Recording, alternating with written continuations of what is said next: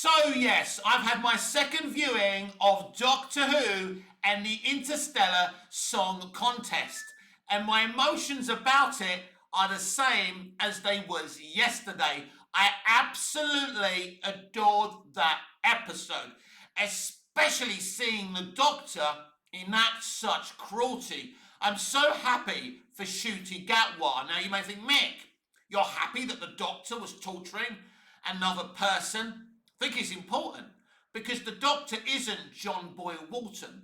The Doctor has always had this dark side. Now let's be clear, when I say dark, I don't mean skin colour or ethnicity. I'm talking about emotionally, right? The Doctor from Hartnell's era had this darker element. We saw Hartnell, try and kill people before and stuff like that. It's happened. That's the side of the Doctor. So I was really happy that RTD and Dawson went there. I'm so happy about that. I think that's really, really important. My only concern is from a personal point of view, not about the Doctor doing what he did. I loved that. I thought that was brilliant. I really enjoyed that element of it because it's something that Jodie Whittaker didn't get because she was a woman. That was down to Chibnall. Jodie Whittaker's 13th Doctor was crying out for a moment like that. And just because you're a woman, it doesn't mean you don't get to show your dark side. It's absolutely ridiculous, Mr. Chibnall. Anyway, as I explained to you yesterday, I didn't consume Doctor Who when the Rainey was originally in it. In the original run of the Rainey, I didn't watch Doctor Who. I don't even really know what the Rainey is. I know she's a time lady, I think that's right. But I know nothing else about her. I've seen a lot of clips of the original actor playing the Rainey. And I think part of my reasoning why it should never have happened personally. Now, I'm happy for the fans who have been desperate for this for years, and you've got it. And if you're happy about this and pumped and hyped about this, I would never want to take that away from you. From my personal perspective, it's a bit like the Dog God last year.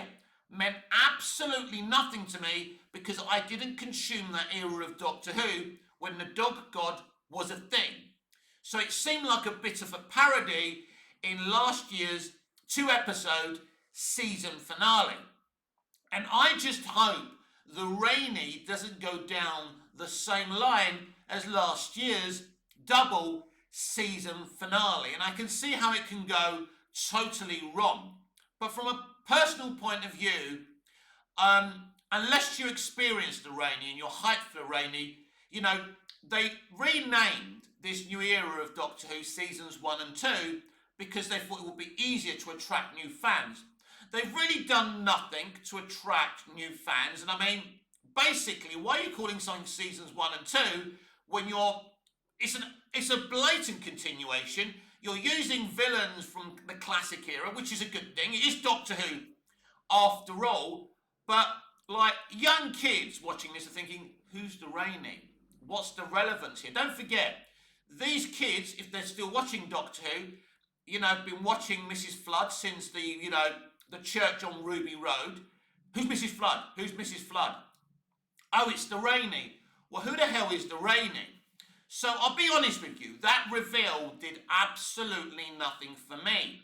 Now, if you're wondering why they did the bi-generation, well, it's a thing now, but also Anita Dobson is quite older in years, and she's not fit enough to play a villain on her own, and that's why they've brought in a younger actress as well to help her out. So it'll be interesting. Now, actually, if I pause it, I'll show you a picture. Have I still got the picture of they've got the 3 villains for the finale now in picture? Let me see if I can find it.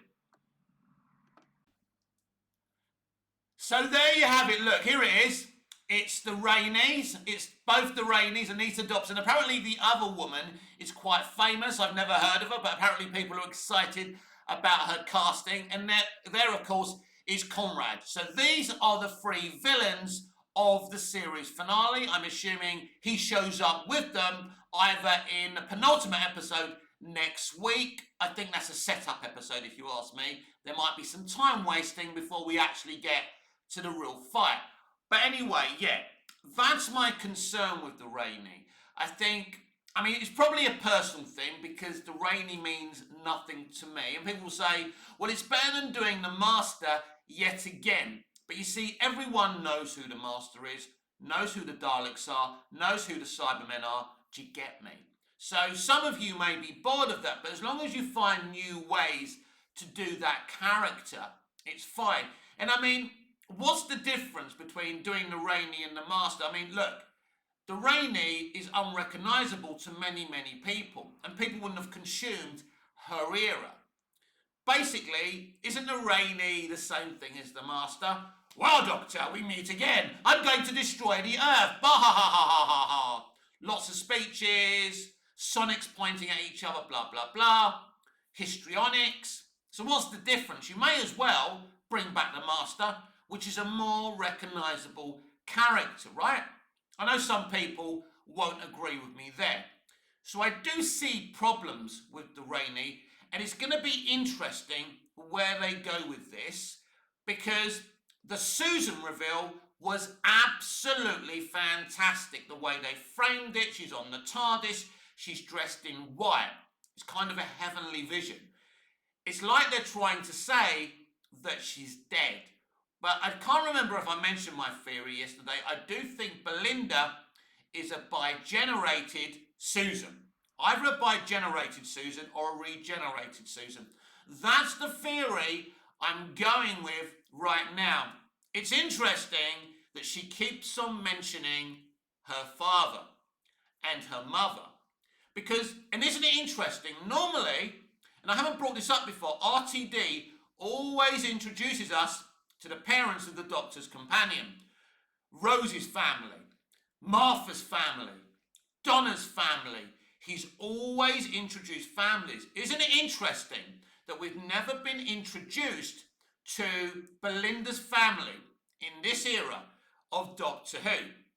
So I feel that actually the father that, that she's talking about is actually the Doctor's son or son-in-law, whatever it is. I can't remember, if it's Susan's mother. Is that the Doctor's daughter? I can't remember. I can't remember how it works. But it would be ironic, and it would explain why this time RTD hasn't introduced us to the parents of the companion. So I've absolutely loved this season of Doctor Who.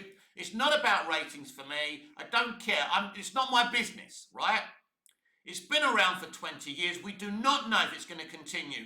The Mirror had the article, but Daniel RPK, an American scooper, claims it's gone and it's finished. The interesting thing is, it's not normally something, Doctor Who's not something that Daniel normally talks about. So that's an interesting thing. The Mirror are normally right. We will have to wait and see. If it is cancelled or goes on hiatus, it's been around for about 20 years. It's been a huge success. It's been fantastic. It's been mostly a journey that I have enjoyed. I will be devastated that it's gone. But you can't call a 20-year plus show revival a failure. It's been an absolute success. Many revivals and reboots, as we know, don't do well. The Quantum Leap revival was crazy, it was stupid, and it didn't work. Bloody, bloody, blah. They don't normally work. Russell T Davies brought it back kicking and screaming into the 21st century. He modernised it, but it was still the same show. So I hope it's not gone. If it is gone, I think it's going to be very difficult for the spin-off Beyond the Land and Sea. Because I think, don't be surprised if that doesn't even broadcast on BBC One and it's just an iPlayer show that basically most people don't watch. Don't be surprised about that.